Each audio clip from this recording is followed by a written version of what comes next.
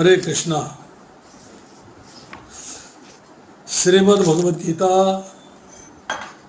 अध्याय संख्या 13 श्लोक संख्या 4 से लेके 7 तक। ये सारे के सारे श्लोक जो हैं तो 4 ही, बट बहुत डिफ़िकल्ट है और बहुत लंबे हैं। कोशिश करते हैं सारे हो जाएं, नहीं तो कम से कम 2 श्लोक तो करेंगे ही आज।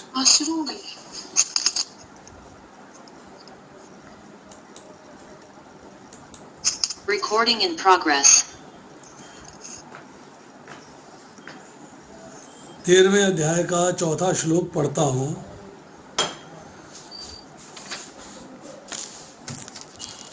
तेरहवें अध्याय का 4था श्लोक है, तथा क्षेत्रम यत च यादृक् च यथा विकारी यत च यतः स च यथा प्रभाव च तथा समासेन में शृणु।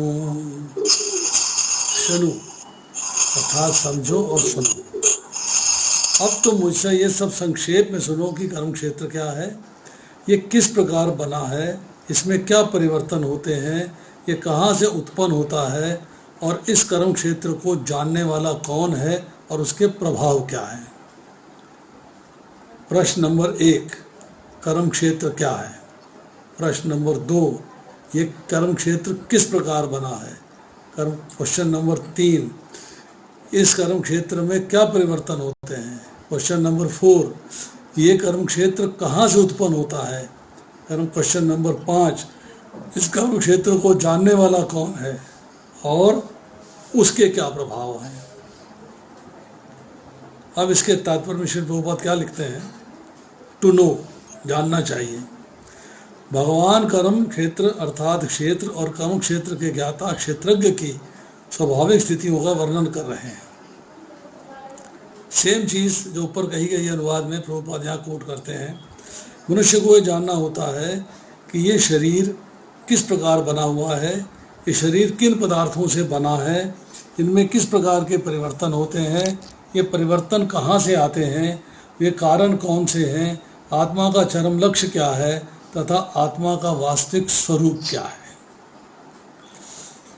मनुष्य को आत्मा तथा परमात्मा, उसके विभिन्न प्रभावों और उनकी शक्तियों आदि के अंतर को भी जानना चाहिए। यदि वह भगवान द्वारा दिए गए वर्णन के आधार पर भगवद गीता समझ ले। भगवद गीता को समझना कैसे है, जिस भाव में, जिस मूड में भगवान ने उसको बोला है, उस मूड में, एज इट इज, अपने मनोधर्म से नहीं, अपनी मर्जी से नहीं, तो सारी बातें स्पष्ट हो जाएंगी। लेकिन उसे ध्यान रखना होगा कि प्रत्येक शरीर में वास करने वाले परमात्मा को जीव का स्वरूप न मान बैठे, ऐसा तो सक्षम पुरुष तथा अक्षम पुरुष को एक समान बताने वाला है। ये लाइन बड़ी इम्पॉर्टेंट है कि शरीर और आत्मा और परमात्मा तीनों अलग अलग हैं, इनको एक नहीं मान लेना है, और परमात्मा को जीव का स्वरूप नहीं मान लेना है। जीव परमात्मा का अंश है, इसको स्वीकार करके चलना। अब देखिए, इस 4थे श्लोक में चर्चा आ रही है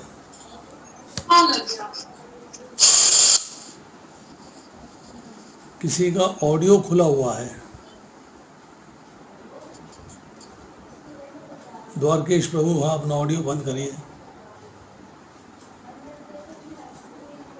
अब रिलेशनशिप बता रहे हैं, इंटर रिलेशनशिप, जो फीचर्स हैं एग्जिस्टेंस के, होने के जो फीचर्स हैं, सत्ता होने के जो फीचर्स हैं, उसका इंटर रिलेशनशिप बता रहे हैं। अब देखिए, यहाँ पे 10 बातें बताई गई।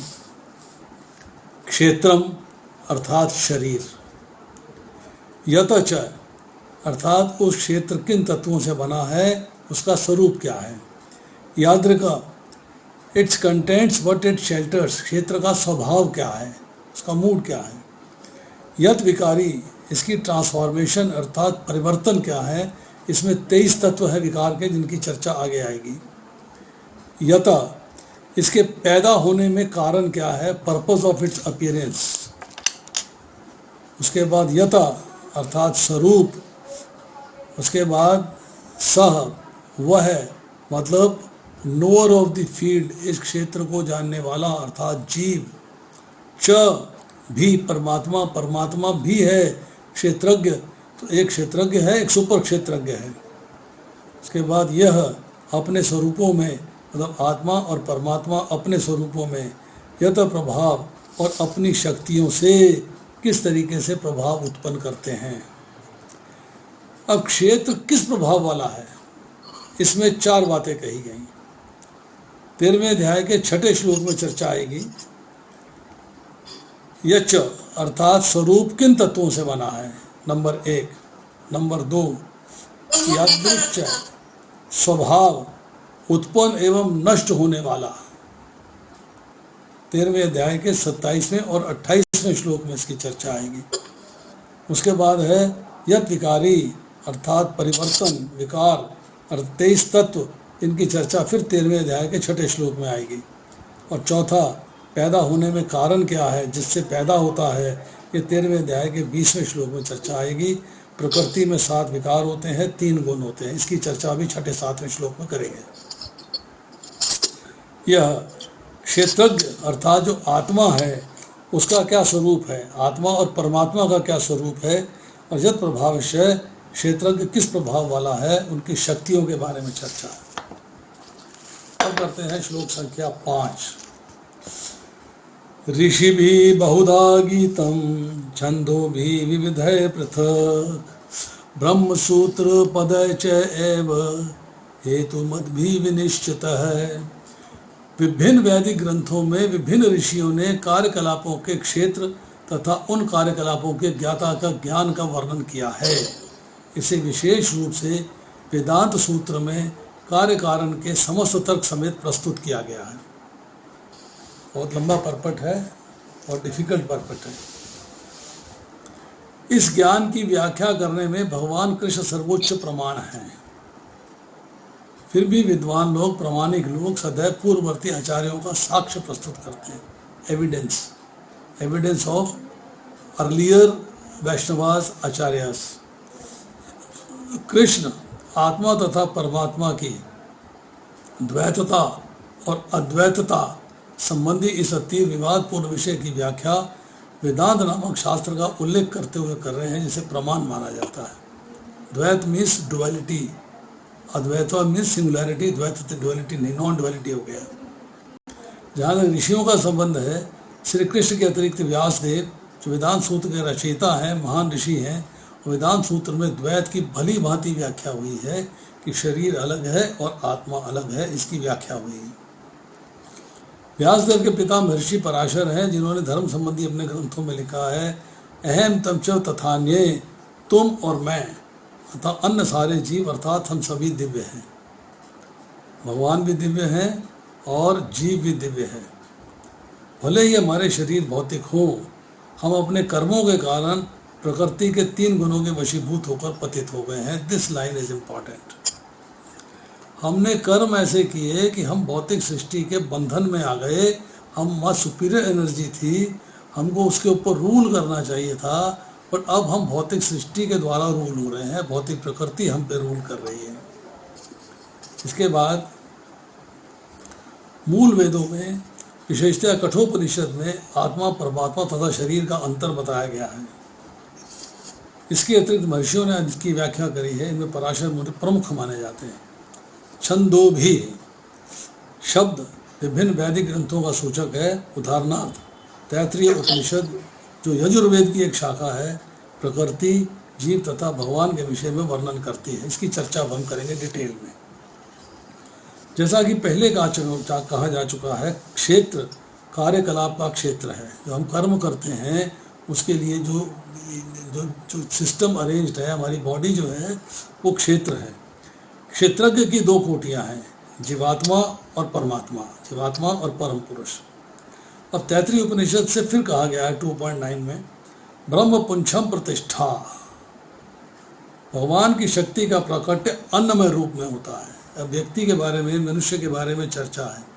अन्नमय रूप, अन्नमय मीन्स भगवान की शक्ति का प्राकट्य, जिसका अर्थ है अस्तित्व के लिए भोजन, अन्न पर निर्भरता। आप अपने अस्तित्व के लिए भोजन के बिना नहीं रह सकते, इसलिए आपका जो शरीर है अन्नमय कोश हो गया है। अब ये ब्रह्म की भौतिकतावादी अनुभूति है, this is realization of material qualifications. अब अन्न में परम सत्य की अनुभूति करने के पश्चात वो अन्न जो ले रहे हैं उसमें भी भगवान हैं।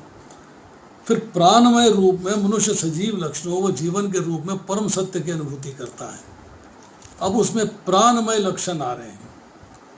जीवन के अंदर उसने परम सत्य की अनुभूति प्राप्त करी है कि कृष्णा मेरे अंदर है, ही इज ऑल्सो प्रेजेंट। अब जब ये दो चीज़ें हो जाती हैं फिर आता है ज्ञान। ज्ञानमय रूप में जो है सजीव लक्षणों से आगे बढ़कर चिंतन, अनुभव तथा आकांक्षा तक, आकांक्षा मीन्स डिजायर्स, चिंतन करता है, एक्सपेंशन करता है, रियलाइज करता है, अंडरस्टैंड करता है, फिर इच्छाएं प्रकट करता है। तो ये ज्ञान प्राप्त हो गया उसे कि यस, शरीर चलाना है और भौतिक इच्छाएं मुझे उद्वेलित कर रही हैं, उनसे बच के रहना है, ये भी उसको जानना है। अब ज्ञान के बाद आता है विज्ञान। विज्ञान मीन्स अब वो भगवान की अनुभूति करता है, ब्रह्म के बारे में जानने की कोशिश करता है, ब्रह्म के बारे में ज्ञान प्राप्त करता है, तो ब्रह्म की उच्चतर अनुभूति होती है। फिर इसके बाद आता है, इसमें जो है जीव को, मन और जीवन के लक्षणों को जीव से भिन्न दिखाया गया है, इसकी चर्चा भी करेंगे डिटेल में। अब इसके बाद आता है परम अवस्था जो आनंदमय है, अर्थात सर्व आनंदमय प्रकृति की अनुभूति है। इस तरह ब्रह्म अनुभूति की 5 अवस्थाएं हैं। जो पहली 3 हैं अन्नमय, प्राणमय तथा ज्ञानमय, ये अवस्था जीवों के कार्यकलापों और एक्टिविटीज से संबंधित हैं। और उसके बाद है 2 अवस्थाएं जो कि है विज्ञानमय और आनंदमय। ये जो है आपकी एक्टिविटीज से अलग हैं। नाउ वेदांत सूत्र कहता है परमेश्वर को आनंदमयो अभ्यासात, भगवान स्वभाव से आनंदमय है, फुल ऑफ ब्लिस। अपने दिव्य आनंद को भोजने के लिए वे विज्ञानमय, प्राणमय, ज्ञानमय, अन्नमय रूपों में अपना विस्तार करते हैं। कृष्णा वॉन्ट्स टू एंजॉय तो ही एक्सपेंड्स। कार्यकलापों के क्षेत्र में जीव भोक्ता क्षेत्रज्ञ माना जाता है, किंतु आनंदमय उससे भिन्न होता है। इसका अर्थ ये हुआ कि जीव आनंदमय का अनुगमन करने में सुख मानता है, भगवान को फॉलो करने में, भगवान की एक्टिविटीज़ को फॉलो करने में, अंडरस्टैंड करने में, उनको एंजॉय करने में उसको सुख लगता है। क्षेत्र के ज्ञाता क्षेत्रज्ञ के रूप में परमेश्वर की और उसके अधीन ज्ञाता के रूप में जीव की तथा कार्यकलापों के क्षेत्र प्रकृति का ये वास्तविक ज्ञान है। This is the real knowledge about all 3, जीव के बारे में, भगवान के बारे में और प्रकृति के बॉडी के बारे में। अब ब्रह्म सूत्र के नीति वचन कार्य कारण के अनुसार सुंदर रूप में व्यवस्थित है। इसमें कुछ सूत्र इस प्रकार हैं, ना वियुद्ध श्रुते 2.3.2, नात्मा श्रुते 2.3.18, परातो तुच्छते 2.3.40। ये जो है आपके ब्रह्म सूत्र के अंदर इनका ज्ञान मिलता है। अब इस बात को जो हमने पढ़ा है इसको अब थोड़ा सा डिटेल में अंडरस्टैंड करने की कोशिश करते हैं। देखिए, क्षेत्र और क्षेत्रज्ञ के विषय में शॉर्ट में भगवान ने बताया।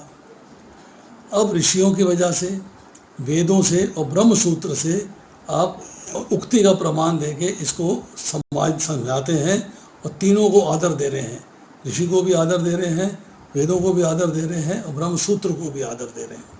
नाउ अब स्पिरिचुअल अथॉरिटीज़ ने इसको वेरीफाई किया है, तो इसमें ब्रह्म रियलाइजेशन अर्थात ब्रह्म की अनुभूति की 5 स्टेजेस हमने अभी चर्चा करी।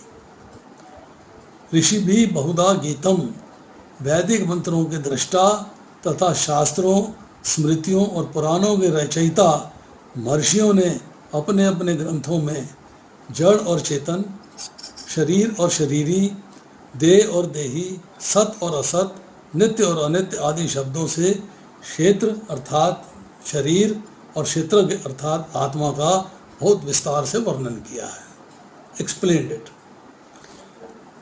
छंदो भी क्या है? छंद, छंद मीन्स है कि वेदों के मंत्र, तो ब्रह्म सूत्र के अंदर भी इसका वर्णन है। अब कृष्णा जो है मैंने जैसे बताया उसमें पढ़ के डुअलिटी और नॉन डुअलिटी इसके बारे में चर्चा कर रहे हैं। सोल और सुपर सोल 2 अलग अलग चीज़ें हैं और शरीर अलग चीज़ है।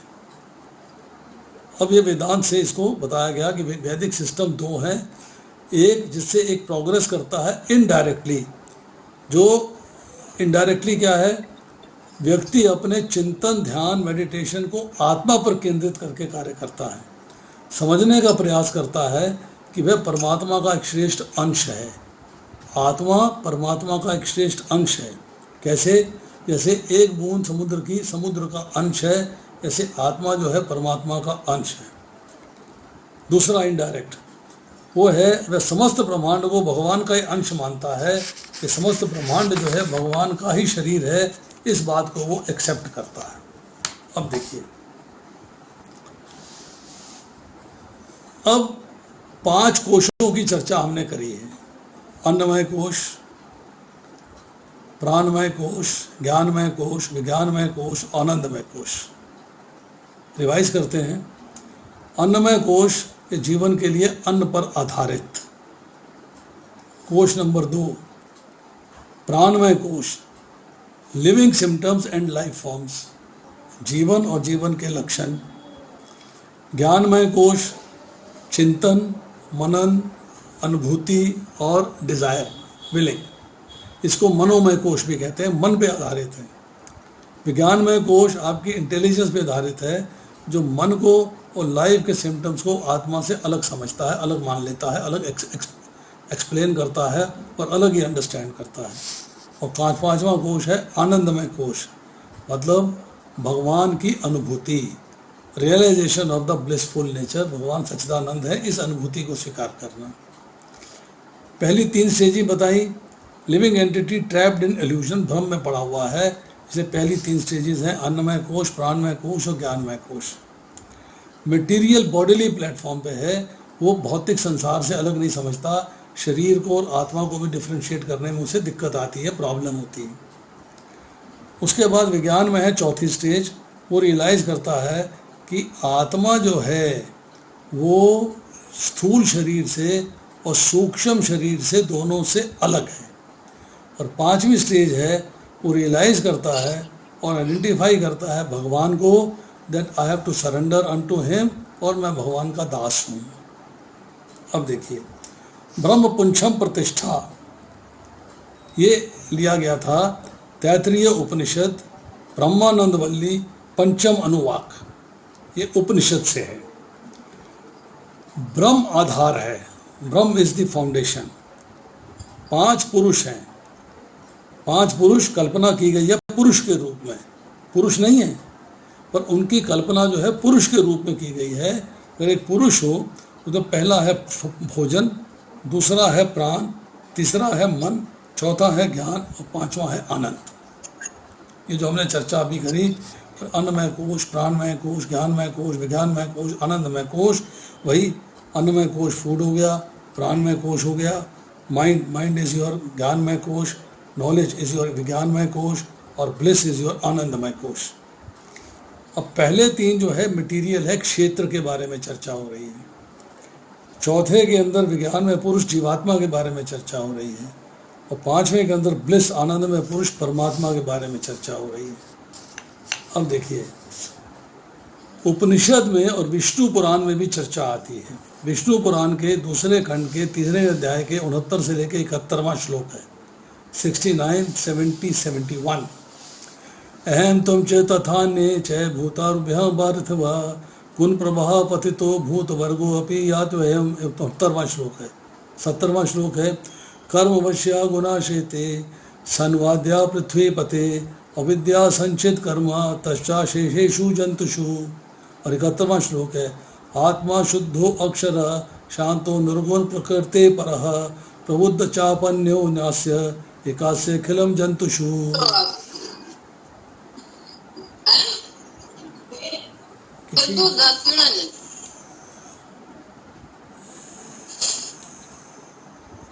किसी का ऑडियो ऑन है। हे राजन, यहाँ राजा परीक्षित और राजा भरत में संवाद चल रहा है। मैत्रेय जी के प्रश्न है, पराशर जी के उत्तर है, संवाद चल रहा है राजा परीक्षित में और राजा भरत में। राजा परीक्षित कह रहे हैं, हे राजन, मैं और तुम और अन्य सभी समस्त जीवन पंच महाभूतों से ही वहन किए जाते हैं तथा ये भूत वर्ग भी गुणों के प्रभाव में पड़कर ही बहा जा रहा है। 69वां श्लोक है ये। 70वें श्लोक में कहते हैं, हे पृथ्वीपति, ये सत्व आदि गुण भी कर्मों के वशीभूत हैं और समस्त जीवों में कर्म अविद्याजन्य है। अविद्या के कारण कर्म उत्पन्न होता है, आप संसारिक भोग को भोगने का। उसके बाद 71वां श्लोक है, आत्मा तो शुद्ध, अक्षर, शांत, निर्गुण और प्रकृति से परे है तथा समस्त जीवों में वह एक ही से ओतप्रोत है। उसके वृद्धि अक्षय आत्मा का न वृद्धि होती है न क्षय होता है, न समाप्त होती है न विनाश होता है, ना ही बढ़ती है, सेम रहती है। अब फिर आइए तैत्तिरीय उपनिषद में ब्रह्मानंद वल्ली अनुवाद 2 कोश की बात हो रही है। कोश क्या है? कोश है जीव का वाहन, सवारी। अन्नमय कोश में क्या आती हैं? स्थूल शरीर, पृथ्वी, जल, अग्नि, वायु, आकाश से बना हुआ। इसमें जो है इन्होंने बताया कि पृथ्वी के सारे प्राणी अन्न से बने हैं, अन्न खाते हैं, अन्न के परिणाम शुभ रज और वीर्य पैदा होते हैं जिनसे शरीर बनता है, अन्न से ही पालन पोषण होता है, अन्न से ही जीते हैं और मृत्यु होने पर अन्न देने वाली पृथ्वी में ही विलीन हो जाते हैं। जब दाह संस्कार कर दिया जाता है या कब्रिस्तान में गाड़ दिया जाता है तो पृथ्वी में ही विलीन हो जाते हैं। अब प्राणमय कोश की चर्चा हुई है। प्राण मतलब सूक्ष्म शरीर। सूक्ष्म शरीर में 17 तत्व हैं, 5 ज्ञानेंद्रियां, 5 कर्मेंद्रियां, 5 प्राण, मन, बुद्धि। 5 प्राणों में है प्राण, व्यान, अपान, समान और उदान। इनकी चर्चा करेंगे। प्राणमय से ही ये अन्नमय परिपूर्ण है। स्थूल शरीर सूक्ष्म शरीर के बिना एग्जिस्ट नहीं करता। प्राणमय सूक्ष्म होने के कारण स्थूल अन्नमय के अंग प्रत्यंग में व्याप्त है, सूक्ष्म शरीर सारी बॉडी में व्याप्त है। प्राणमय शरीर का भी उन्होंने पुरुष का आकार लिया है। पुरुष का आकार कि supposing it's a human form, तो कैसे होगी? और पक्षी के रूप में कल्पना करेगी उपनिषद के अंदर। पक्षी के रूप में कल्पना करी है कि प्राण जो है सिर है, श्रेष्ठ है, सब जगह उपस्थित है। व्यान पक्षी का दाहिना पंख है, नाड़ियों में विचरण करता है। अपान बाया पंख है जो गुदा तथा उपस्थ में पेशाब करने के रास्ते में उपस्थित है। समान आत्मा सारे शरीर में रस पहुंचाता है। और उदान अर्थात तेज, उदान के जाने पर शरीर शांत हो जाता है। एक शरीर से निकलकर मुख्य प्राण उदान को साथ लेकर उसके द्वारा एक शरीर से दूसरे शरीर में जाता है। सारे प्राण, इंद्रियां, मन तथा जीवात्मा के साथ साथ जाते हैं। तो जब जीवात्मा एक शरीर छोड़ के दूसरे शरीर में जाता है तो इंद्रियां भी साथ जाती हैं, सूक्ष्म इंद्रियां हो जाती हैं, मन भी जाता है, बुद्धि भी जाती है, अहंकार भी जाता है और प्राण भी जाते हैं। अर्थात प्राण, व्यान, अपान, समान और उदान सारे जाते हैं। अब आती है चर्चा, सब में जो है पुरुषाकार लिया गया है। देखिए एक उपनिषद में बड़ी खासियत है, उन्होंने एक्सप्लेन करने का बड़ा सिस्टम बना दिया कि इसको पुरुष का आकार दीजिए, पुरुष के हिसाब से समझिएगा। अब आता है ज्ञानमय कोश। ज्ञानमय कोश को कहते हैं मनोमय कोश, मन के अनुसार।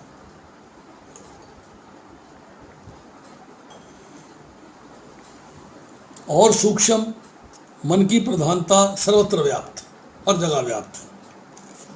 मनोमय है, अति सूक्ष्म है, इससे प्राणमय कोश पूर्ण है। तो जब पर हमने प्राणमय कोश किया उसकी पूर्णता जो है इससे होती है, ज्ञानमय कोश से होती है। इसकी भी पक्षी के रूप में कल्पना की गई है। सर यजुर्वेद है, दाहिना पंख ऋग्वेद है, बायां पंख सामवेद है, मध्य भाग विधि भाग अर्थात आदेश है और पूंछ तथा आधार अथर्ववेद है। तो सूक्ष्म के अंदर जो है जो ज्ञान की प्राप्ति होती है, ज्ञान इन वेदों से मिलता है, इन शास्त्रों से मिलता है। अब आते हैं विज्ञानमय कोश। ये और भी सूक्ष्म है, इसमें बुद्धि की प्रधानता है। पिछला वाला जो हमने पढ़ा वो तैत्तिरीय उपनिषद अनुवाक 3.2 था। अभी हम पढ़ रहे हैं तैत्तिरीय उपनिषद अनुवाक 4.2। विज्ञान में शरीर के स्वामी अधिष्ठाता जीवात्मा का वर्णन हो रहा है यहाँ पे। अब विज्ञान में जीवात्मा की चर्चा हो रही है। अभी तक जो है शरीर की चर्चा हो रही थी, अब जीवात्मा की चर्चा हो रही है। ये ज्ञान में शरीर से भी सूक्ष्म होने के कारण उसके भीतर रहने वाला आत्मा वो बुद्धि रूपी गुफा में निवास करता है। बुद्धि को उन्होंने बताया बुद्धि में ये सर्वाइव करता है, वहाँ निवास करता है। इससे ज्ञानमय मनोमय शरीर पूर्ण है, सर्वत्र व्याप्त है। और प्राण नहीं होंगे, शरीर नहीं होगा, अर्थात आत्मा नहीं होगी तो सारी चीज़ें, स्थूल शरीर बेकार है, सूक्ष्म शरीर बेकार है और प्राणमय कोश सब बेकार है। अब विज्ञान में का अर्थ क्या है? ज्ञानमय, प्राणमय, आनंदमय, अन्नमय में व्याप्त, तीनों में व्याप्त है, ये तीनों में प्रेजेंट है। ज्ञानमय जो है सिर्फ प्राणमय और अन्नमय में प्रेजेंट है, और प्राणमय जो है वो अन्नमय में भी प्राप्त है। मतलब 4 स्टेजेस हमने पढ़ ली कि पहला था अन्नमय, और प्राणमय आता है तो अन्नमय में भी प्रेजेंट है, ज्ञान में आता है तो प्राण में भी प्रेजेंट है, अन्नमय में भी प्रेजेंट है, और विज्ञान में आता है तो ज्ञान में भी प्रेजेंट है, प्राण में भी प्रेजेंट है और अन्न में भी प्रेजेंट है। पांचों जगह, चारों जगह प्रेजेंट है। अब इसको उन्होंने पक्षी के रूप में कल्पना करी है।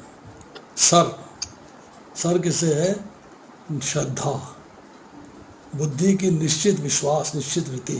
Yes, I have got faith in God, faith in भौतिक प्रकृति, फेथ इन आत्मा, फेथ इन शास्त्रास, पूर्ण ज्ञान है। दायां पंख सदाचरण, बायां पंख सत्य भाषण, मध्य भाग ध्यान द्वारा परमात्मा से संयुक्त रहना, और पूंछ और आधार महानाम से प्रसिद्ध परमात्मा, क्योंकि परमात्मा ही समस्त जीवन का आश्रय है।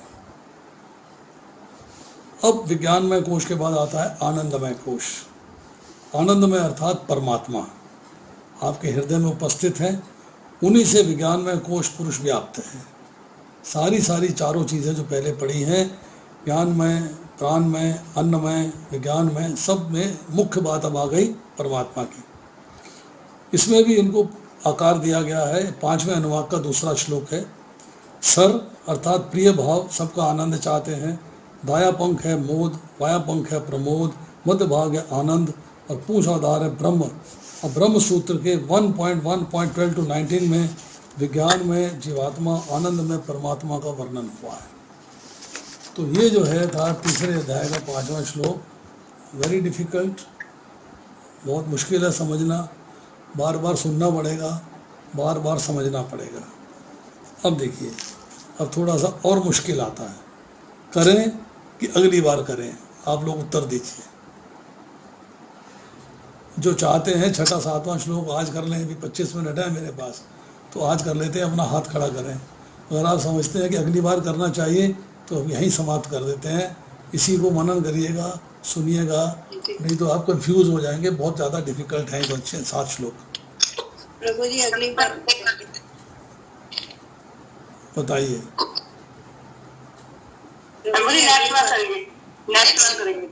नेक्स्ट टाइम करेंगे, अभी इतना समझ लें प्रभु जी। मैं जानता था ये डिफिकल्ट है, ये आसान नहीं है, क्योंकि उपनिषद समझने आसान नहीं है। और प्रभुपाद यहाँ उपनिषद को ही कोट कर रहे हैं।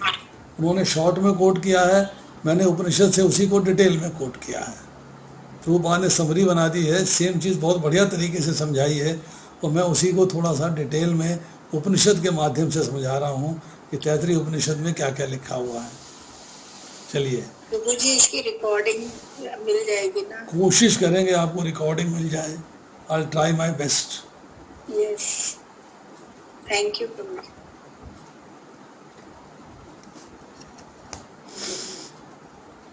और कोई जानना चाहता है इसके बारे में?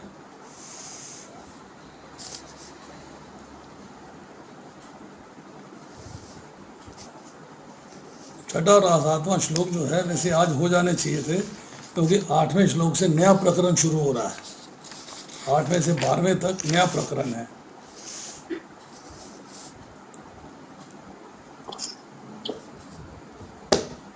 चलिए कोई बात नहीं, नेक्स्ट टाइम 6वां 7वां करेंगे और कुछ नहीं करेंगे। आधे घंटे की क्लास होगी, वो भी। अभी देखिए हेल्थ क्या कहती है। डॉक्टर उप्पल बैठे हुए हैं, इन्होंने कल मेरे टेस्ट, परसों टेस्ट कराए सारे। अब उसके बाद प्लान करना है, देखते हैं।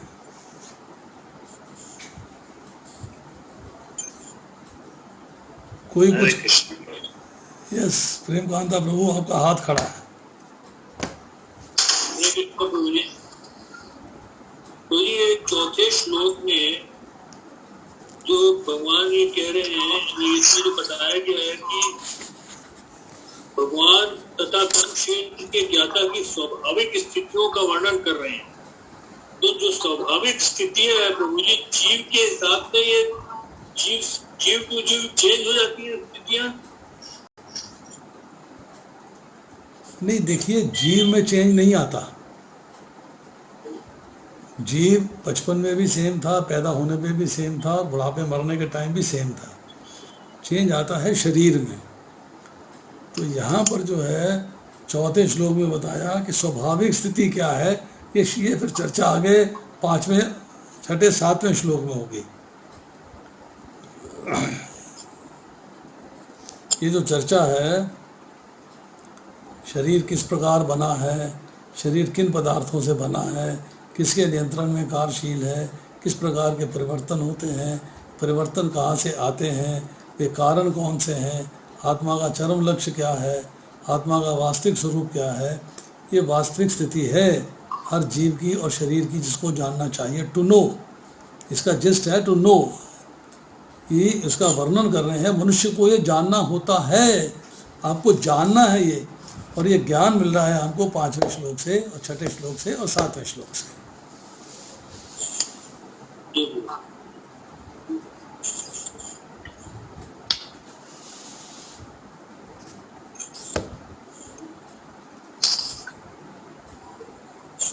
हेलो, यस प्रभु।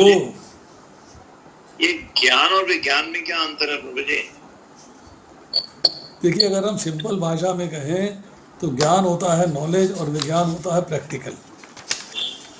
पर यहाँ जो है शरीर के अंदर विज्ञानमय कोश की चर्चा आ रही है, उसमें विज्ञानमय कोश जो है वो जीवात्मा के बारे में चर्चा हुई है, और ज्ञानमय कोश के अंदर जो है सूक्ष्म और मन की प्रधानता के बारे में चर्चा हुई है।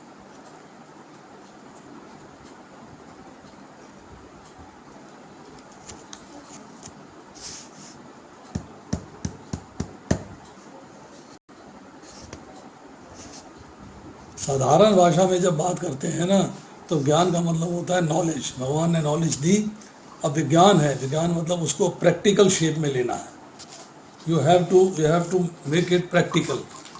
देखिए, 7वें अध्याय के 4 से लेकर 6ठे श्लोक तक भगवद गीता में ज्ञान की चर्चा हुई है, और 7वें अध्याय के 7वें श्लोक के अंदर जो है विज्ञान की चर्चा हुई है। 7वें अध्याय के 8वें से लेकर 11वें श्लोक तक ज्ञान की चर्चा हुई है। 7वें अध्याय में 12वें श्लोक में विज्ञान की चर्चा हुई है। 7वें अध्याय के 13वें से लेकर 18वें श्लोक तक ज्ञान की चर्चा हुई है। 7वें अध्याय के 19वें श्लोक में जो है विज्ञान की चर्चा हुई है। 7वें अध्याय के 20वें से लेकर 28वें श्लोक में ज्ञान की चर्चा हुई है, और 7वें अध्याय के 29 और 30वें के अंदर विज्ञान की चर्चा हुई है। अब सेम चर्चा, सिमिलर चर्चा 9वें अध्याय में भी है। 9वें अध्याय के 1 से 3 में ज्ञान, 4, 6 में विज्ञान, 7वें से 15वें में ज्ञान, 16वें से 19वें में विज्ञान, 20वें से 28वें में ज्ञान, 29 से 34 में विज्ञान। तो ये चर्चा जो है भगवद गीता के अंदर हो रही है ज्ञान के बारे में और विज्ञान के बारे में।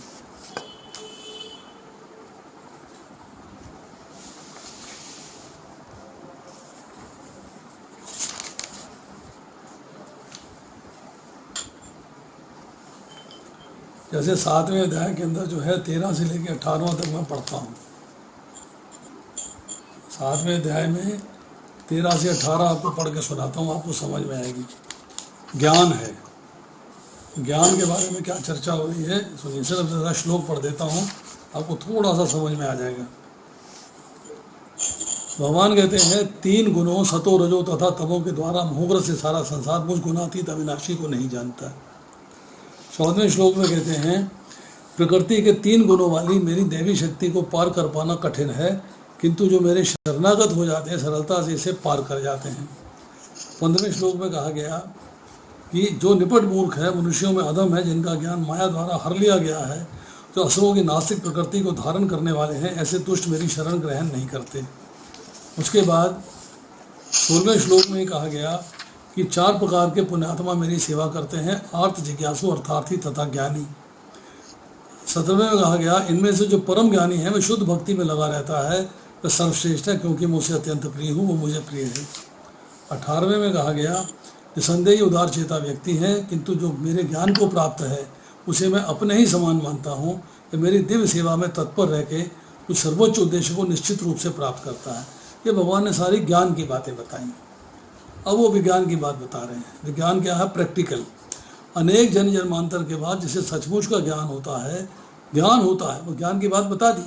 अब कहते हैं वो मुझको समस्त कारणों का कारण जान के मेरी शरण में आता है, ऐसा महात्मा अत्यंत दुर्लभ होता है। ये विज्ञान की बात करनी।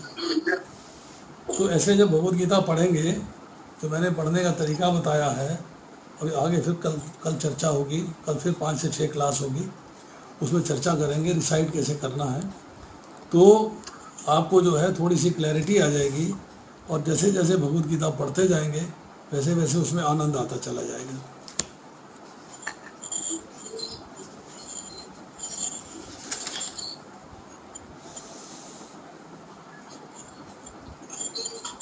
और बताइए।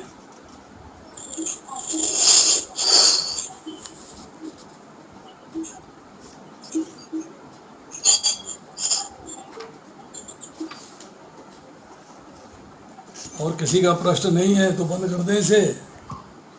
ये सनातन द्वारकेश प्रभु का प्रश्न है, हाथ खड़ा है उनका। यस सर, हरे कृष्ण बोली, दोनों प्रणाम बोली। प्रणाम प्रभु। प्रभु मैं एक टर्म है इसमें वैश्लेषिक अध्ययन सांख्य लिखा हो ब्रैकेट में, इस टर्म को थोड़ा क्लियर कर सकते हैं? इसका क्या मतलब होता है? कहाँ लिखा है वैश्लेषिक अध्ययन? ये दूसरे अध्याय के 39वें श्लोक में। 39वें श्लोक में आपने शर्ट खरीदी, अब आप विश्लेषण कर रहे हो कि ये कॉटन है, कि कॉटन 20% है, पॉलिएस्टर 80% है, या कॉटन 40% है, पॉलिएस्टर 60% है, ये किस कंपनी की है, कहाँ से बनी है, इंडिया की है कि बाहर की है, इम्पोर्टेड है कि यहाँ इम्पोर्ट की हिंदुस्तान की बनी है, बिरला की बनी हुई है, या जेसीएम की बनी हुई है, या ओसीएम की बनी हुई है। ये विश्लेषण कहलाता है। विश्लेषण मीन्स इन्वेस्टिगेट करना, मतलब आपने उसको डायग्नोसिस बनाना है कि व्हाट इट इज़। वैश्लेषिक अध्ययन के द्वारा जो भगवान ने जीव का और शरीर का भेद बताया, वो विश्लेषण किया है। उसको ध्यान से पढ़िएगा, 11वें श्लोक से लेकर 30वें श्लोक तक। वहाँ भगवान ने अपने बारे में भी चर्चा करी है। ये ना रहा हो कि मैं ना रहा हूँ, ऐसा नहीं है कि तुम ना रहे हो, ऐसा नहीं है कि सब पांडव सब लोग यहाँ ना रहे हों। तो ये विश्लेषण है, ये एक तरीके से रीचिंग ए डायग्नोसिस। आपने उसको एक इन्वेस्टिगेटिव पॉइंट ऑफ व्यू से देखा है, उसको आपने विश्लेषण किया है। इसे कहते हैं विश्लेषण अध्ययन।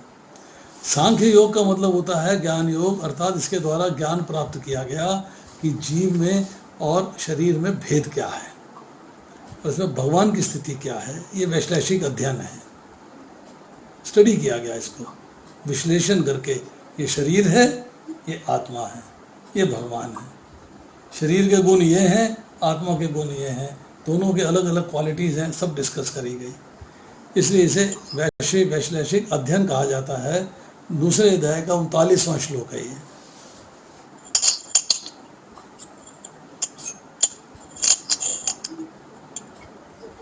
और पूछिए प्रभु। प्रभु जी मेरा प्रश्न है।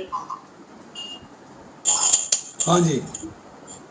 प्रभु जी जैसे अभी आपने बताया कि आत्मा का जो सूक्ष्म शरीर है, तो हमने पहले सुना था कि मन बुद्धि अहंकार 3 सूक्ष्म शरीर में होते हैं। आज आपने चौथा आयाम बताया प्राण, कि जब हम शरीर दूसरे शरीर में जाता है तो प्राण भी साथ में जाते हैं। तो प्रभु ये प्राण एक चौथा आयाम है क्या? जैसे मन बुद्धि अहंकार और चौथा आयाम है प्राण। आप प्रभु बात के ना परपट्स पढ़िएगा, आपको दूसरे अध्याय में इसका जवाब मिलेगा।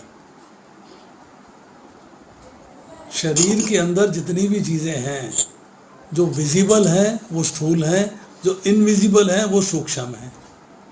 तो मोटे तौर पर सूक्ष्म कहते हैं मन बुद्धि अहंकार को, पर जो हमारे प्राण हैं वो भी तो सूक्ष्म है, वो भी तो नहीं दिखाई देते, वो सूक्ष्म में ही आ जाते हैं।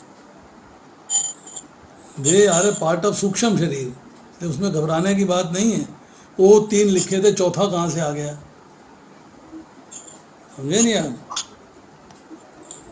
तो प्रभु जी जब ये मुक्ति होती है तो उस समय ये सूक्ष्म शरीर नहीं रहता, तो उस समय प्राण भी नहीं रहते हैं। अभी मैंने आपको बताया ना, प्राण साथ जाते हैं।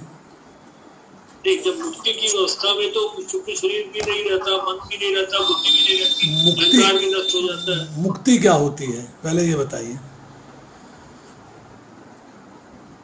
मुक्ति तो हमने जैसे 5 प्रकार की सायुज और इस तरह की 5 प्रकार छोड़ो उसको, बात की बात है, डिटेल्ड है।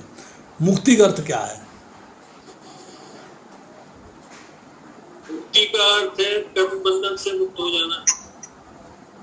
और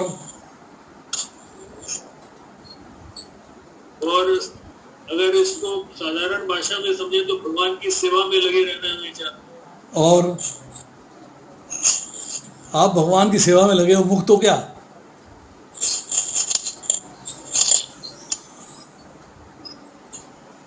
बताओ, मुक्त हो क्या?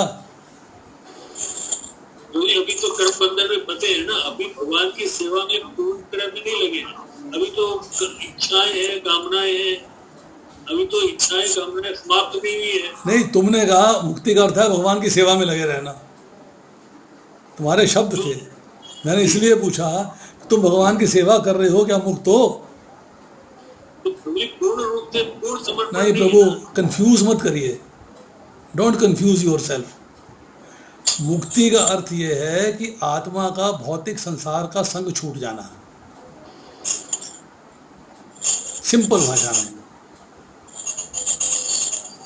भौतिक संसार के साथ आत्मा का संग छूट जाना। आत्मा स्टेज एलोन, इंडिविजुअल, ब्रह्मभूत स्टेज आ गई। आत्मा जो है अकेली, बिना किसी सहारे के भगवान के धाम जाती है। There is no associates.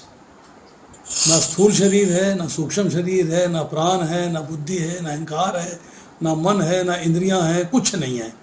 Soul is a individual. जैसे एक उंगली दिखाई दे रही है, 4 नहीं है, एक उंगली है बस, उसके मुक्ति कहते हैं कि soul has left all the relationships, soul is devoid of all the relation, और ये मुक्त हो गई है।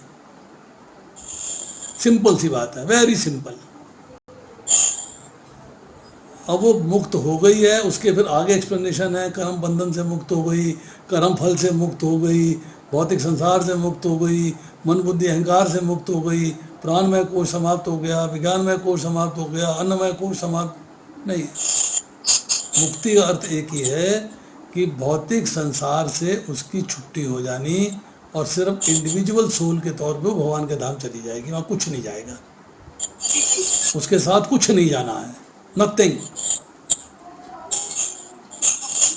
जब इतनी बात समझ लेंगे तो बाकी चीजें कंफ्यूजन आएगा ही नहीं। There won't be any confusion. स्वाभाविक स्थिति तो फिर वही हुई ना, आत्म स्वरूप की तो हमारी स्वाभाविक स्थिति हुई, जिसमें सारी चीजें छूट गई, हमारा आत्मा का स्वरूप रह गया, वही तो फिर स्वाभाविक स्थिति हुई। आपकी स्वाभाविक स्थिति क्या है?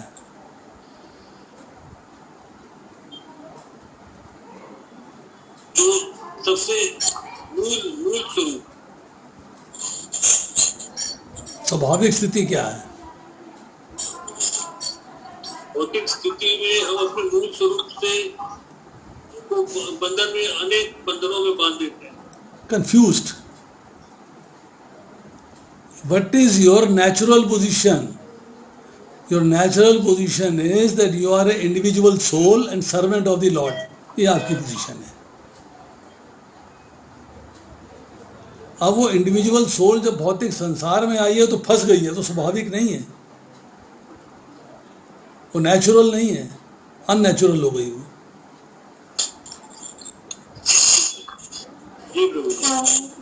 हरे कृष्ण।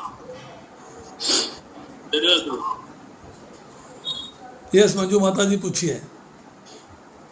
हरे कृष्ण प्रभु जी, प्रभु जी पिछली क्लास में जो 3rd श्लोक किया था ना, 3rd श्लोक के तात्पर्य में फर्स्ट लाइन, प्रभु जी शरीर के ज्ञाता आत्मा तथा परमात्मा विषयक व्याख्या के दौरान हमें 3 विषय मिलेंगे।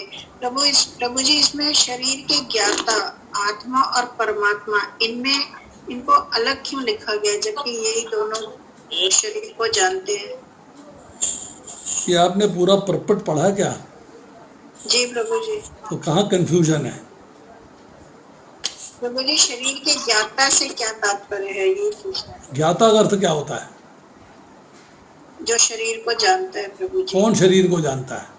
प्रभु जी, एक तो आत्मा इंडिविजुअल सोल और दूसरा परमात्मा। तो फिर कंफ्यूजन क्या है? इसको अलग क्यों लिखा हुआ है प्रभु जी? इसको क्योंकि वो दो हैं, एक नहीं है। अच्छा, आप सब्जी बनाते हो, मसाले डाले, आप बोलते हो हल्दी भी डाली है मैंने, मसाला भी डाला, नमक भी डाला। आप सिर्फ मसाला यूज नहीं करते ना नाम, जी। आप कहते हो हल्दी भी डाली है, नमक भी डाला है, गरम मसाला भी डाला है। तो तीन चीजें क्यों इस्तेमाल करी? सिंपल बोल दो मसाले डाले, बट यू टेल 3 थिंग्स।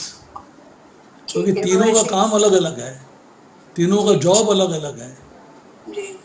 आपने जो है भाई माता जी कंफ्यूजन क्या है क्या बताऊं मैं आज से। देखिए,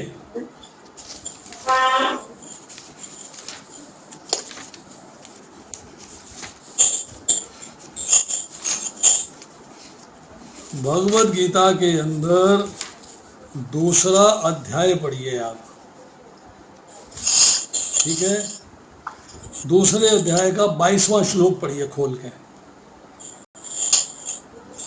इसके बारे में मैं डिटेल चर्चा कर चुका हूं।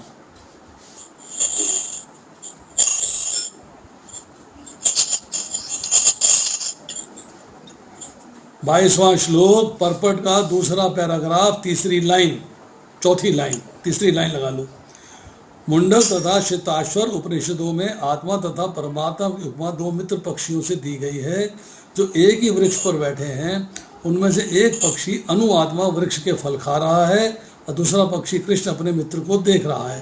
दो अलग अलग एंटिटी हैं, वो एक एंटिटी नहीं है। वो पता है प्रभु जी, देख लिया था मैंने, ये इस टाइम देखा था जब ये पढ़ा था। तो ये these are two different entities। तो फिर उसमें जो है, भी रेफर किया था। तो उसमें जो है फिर एक के बारे में चर्चा क्यों करेंगे, दो की चर्चा क्यों नहीं करेंगे? वो ये बताइए आप। नहीं वो ठीक है, मैंने कहा इनको बस अलग क्यों लिखा था, बस वो समझ नहीं आ रहा। मैंने तो आपको बताया दो चीजें दो लिखेंगे ना। अच्छा ठीक है, बस अगर एक होगी तो एक लिखेंगे, अगर दो होगी तो दो लिखेंगे, तीन होगी तो तीन लिखेंगे। ठीक है, बस ये मैंने रेफर किया था जब मैं ये पढ़ रही थी, यही श्लोक रेफर किया था प्रभु जी मैंने, यही 22वां श्लोक ही रेफर किया था, तभी समझ में आया। थैंक यू प्रभु जी। सचिन बाबू।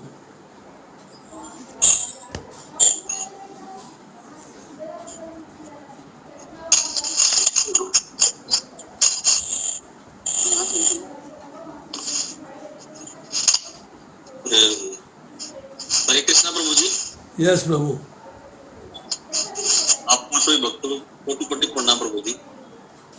प्रभु जी, मेरा क्वेश्चन ये था कि आत्मा और ये मन बुद्धि अहंकार शरीर के अंदर कहाँ पे इनका स्थान होता है, कहाँ ये विस्थापित होते हैं? कहीं पढ़ा है कि आत्मा जो होती है हृदय में होती, हृदय में वास होता है, कहीं आत्मा राम के बारे में पढ़ा प्रभु जी, बताएंगे प्रभु? आत्मा जो है, आपने भगवत गीता पढ़िए, 10 जगह लिखा हुआ है कि आत्मा हृदय में विराजमान है। जी प्रभु जी। कंफ्यूजन क्या है फिर?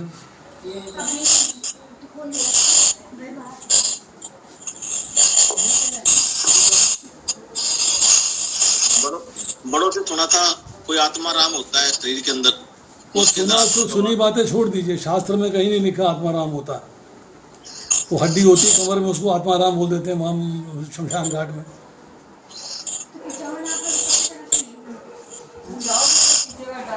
और मन बुद्धि अहंकार का वास कहाँ होता है प्रभु जी शरीर के अंदर?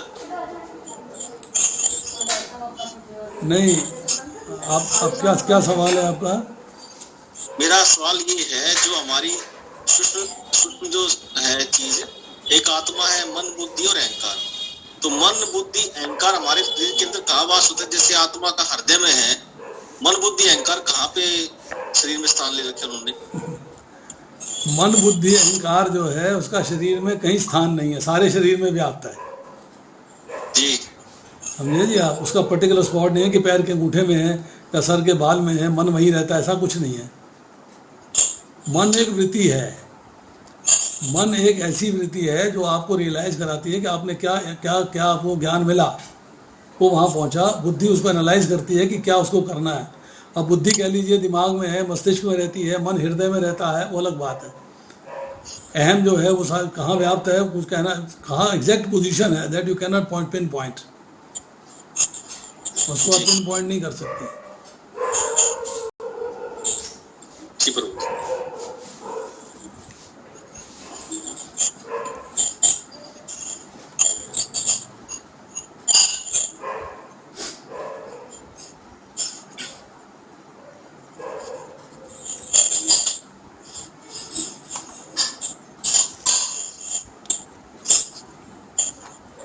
प्रभु जी हरे कृष्णा। हरे कृष्णा रितु माता जी। कैसे हैं प्रभु जी? आपकी तबीयत कैसी है पहले बताइए। वैसे ही चल रही माता जी। तो प्रभु जी टेस्ट में कल आप गए थे, क्या बोला उन्होंने? दिन क्या है, डायग्नोसिस बना दिया उन्होंने। कल एडमिट हो, परसों मुझे जाके एडमिट होना सुबह हॉस्पिटल में।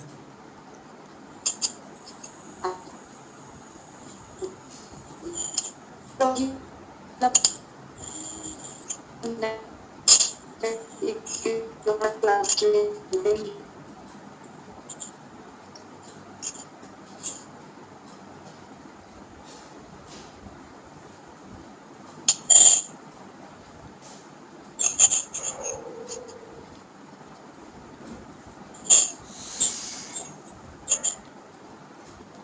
समाप्त करें फिर।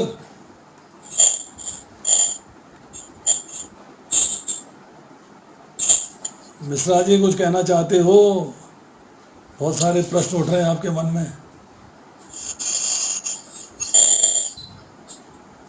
हरे कृष्णा प्रभु जी, दंडवत प्रणाम। हाँ जी। नहीं प्रभु जी, बस आप स्वस्थ हो जाए और फिर उसके बाद। Thank you Prabhu, thank you very much, thank you very much, thanks a lot.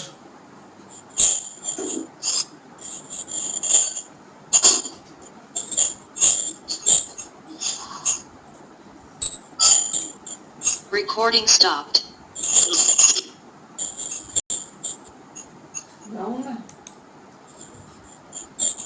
हरे कृष्णा प्रभु जी।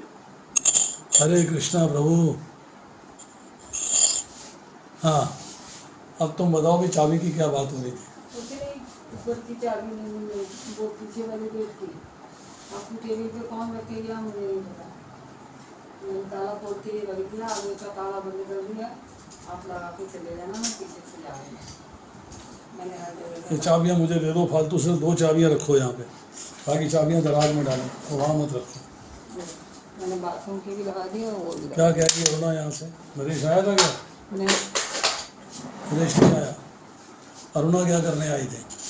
उसी से मिलने आई थी, आया नहीं, वो चली गई 9 बजे, वो भी चली गई।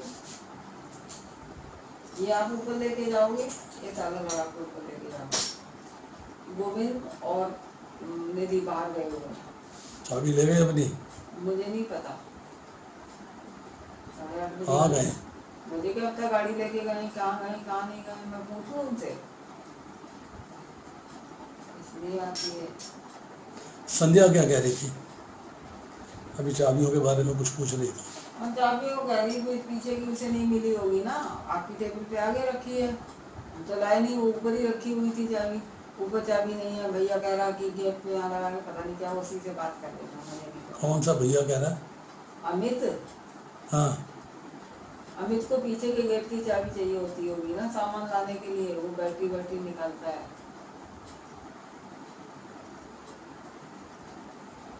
सामने से लगे नहीं आता होगा। मुझे उसकी बात मैंने नहीं सुनी, मैडम ने सुनी उसकी बात। तुम जो है ना कल हमें दिखाई देना, तो मेरा एक सवाल, मेरे यहाँ पे सवाल करना। मैंने बोला कि लल्लू ये कह रहा था वो भी बैटरी स्कूटर लेगा। लल्लू ये कह रहा था वो भी बैटरी स्कूटर लेगा, ये बोलना उससे। तो ये बैटरी स्कूटर कितने का आता है और इसकी चार्जिंग कैसे होती है, ये पूछना। चार्जिंग उसकी लगाती होती है। हाँ, ये पूछना उससे। इसका चार्जिंग का तरीका बताओ, मैं लल्लू को जाके बताऊंगी कि यहाँ जैसे चार्जिंग करनी हो उसके साथ तो कैसे करेंगे, वो तुम्हें बता देगा। क्योंकि अगर मैं चार्जिंग ऊपर करता है कमरे में तो हमारी बिजली फूकता है, समझे? तो उससे पूछना कि चार्जिंग होती कैसे, लल्लू को मैंने बताना है। लल्लू मेरे से पूछ रहा था, मम्मी पूछ के आना। तो मुझे यहाँ पे चार्ज करना बता दो, कैसे चार्जिंग होती है, दिखा दो जरा। फिर कहेगा कि यहाँ चार्ज नहीं होता है, बाहर से होता है। तो बोले बाहर से कैसे होता है? अमित तो होगा नहीं, मनोज के सामने पूछूंगी। मनोज के सामने नहीं पूछना, अमित से पूछना। तो मनोज से गोविंद पूछ चुका है, अमित से भी गोविंद पूछ चुका है। मैंने कहा कि हम वहाँ से कराते पेट्रोल पंप से। अच्छा, पेट्रोल पंप पे जब वो सारी रात लगाएगा तब सुबह लेके जाएगा, समझे नहीं? हाँ ऐसे तो ही बोलना, 2 घंटा लगा दिया। हाँ उसको बोलना कि चार्जिंग कैसे होती है हमें बताओ, ताकि हम उसके हिसाब से इंतजाम बताएं। फिर मैं उसको बात करूँगा कि भैया बैटरी तो मेरी यहाँ चार्ज आप होती कभी है। गए हो वृंदावन या कहीं जाते हो, ई रिक्शा वाले बैटरी लगा के जाते हैं ना, बैटरी लगा के जाते हैं ना उसमें, और फिर सुबह लगा के फिर अपना स्टार्ट करके चालू करते हैं।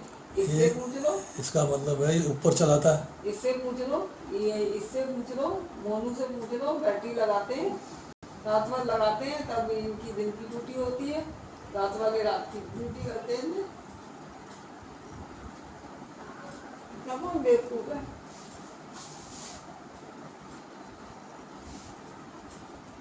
आपका लेक्चर खत्म हो गया? मैंने ख़त्म कर दिया। चलो आप जाओ, थोड़ी देर बैठते हैं तो बैठो, उसका एक बार उससे इंतजार फोन कर लो कितनी देर में आ रहे हैं, 10-5 मिनट आपको नीचे ना आना पड़े दोबारा, नहीं तो फिर आप भी जाओ, उसको देर लगेगा तो फिर किसी को भेज देना।